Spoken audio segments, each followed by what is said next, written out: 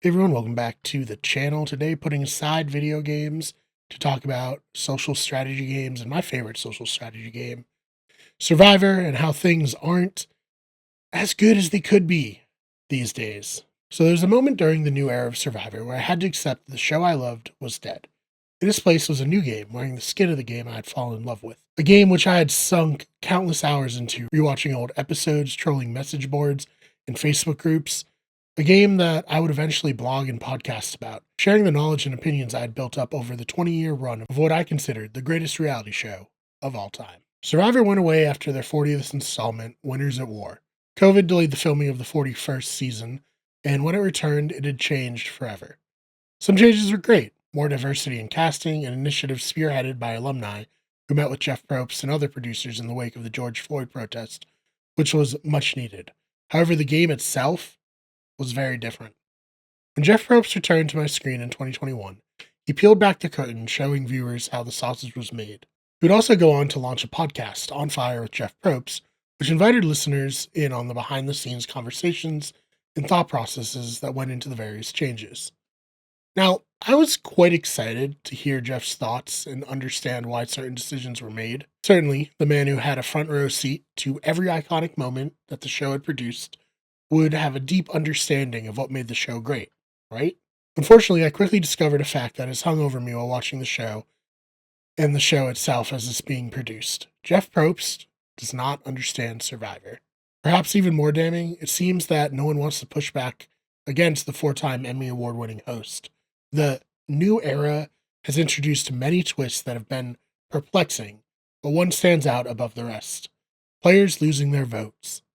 It's easy to see how this became a staple of the new era. In the 40th season, the show introduced fire tokens, a currency that enabled players to buy certain advantages throughout the course of the game.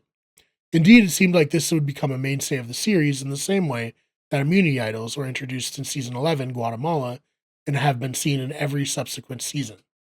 Perhaps if COVID had never happened, it would have. But it did, and in the intervening time, Jeff Probst get a call from none other than Mike White. See, White is a former player of Survivor and a runner-up, and he's also the creator of the White Lotus television show.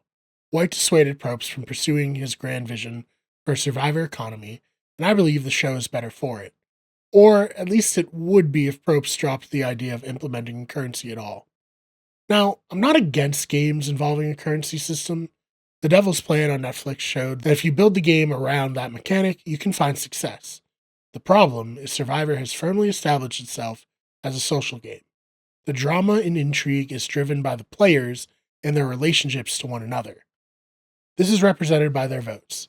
Conversations and promises aren't real in Survivor.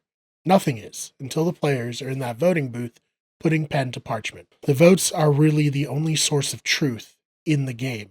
Once a vote's cast, that's it. As Jeff Probst says, once the votes are read, the decision is final. That's when you see which plans are real and where everyone truly stands. Unfortunately, fire tokens have been replaced by votes. Players have to risk votes to gain advantages, and worse, are oftentimes put into positions where they no longer control if they're able to risk their vote. In previous seasons, the players could opt out of risking their vote, which I think if you're going to include this mechanic, it should always be optional. During Ghost Island, we saw this implemented well. Players could gain an advantage like an immunity idol, good for one tribal council, but if they wish to extend that idol's life past the single tribal council, they could risk their vote. On the current season, Survivor 48, two players, Justin and Bianca, were forced to put their votes on the line for an advantage, in a game that essentially worked out to being a 50-50 coin flip. Both of them ended up losing the coin flip and were eliminated at their next tribal council, as they didn't have votes. In both cases, had the player been able to opt out and keep their votes, they would have been safe at the tribal council that they ended up being eliminated. In other seasons, players lost their votes simply for finishing in too low of a placement during a challenge. We saw 4 players at risk of losing their votes after a challenge in Season 47. They were forced to go on a journey to try to reclaim their lost votes. Meanwhile, the remaining 6 players in the game were strategically hamstrung, as they were in a strategic purgatory, unsure of who would retain their vote, and as such, who they could incorporate into their plans. Now, I won't deny that the pre-tribal council scramble this delay caused was quite entertaining. Watching the players position and reposition themselves in order to try to end up on the right side of the votes, and enact their own agency as the light slowly faded on the beach added a great deal of excitement. Then we went to tribal council and discovered that things were still not set in stone. Players were getting up and talking in what has come to be known as a live tribal. Eventually, a player named Saul was voted out 8-1, and as I thought about it, the more I was left with a feeling that this mad scramble strayed closer to artifice than reality. The game was dictating the action of the players just as much as the players were dictating the game. It just reminded me that this isn't the show that it was, and probably won't ever be again, unless Probst allows the players to play and lets up on the twist. During season 47, there was a 6-episode stretch where not everyone attending tribal council was able to vote.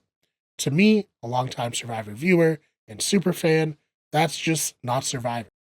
And Survivor, unfortunately, is dead. If you enjoyed this video, please check out our podcast, The Blindsiders, where I complain about modern Survivor with my co-hosts Ben and Dylan, and follow me on Twitter and Blue Sky. Also check out our other channels, which include Those Fake Nerds, where we cover nerd and pop culture news, Wicked Good Sports, where we cover sports news, and Better Radio, which hosts all of our podcasts, including The Blindsiders. Thank you so much for checking out this video, and we will see you in the next one.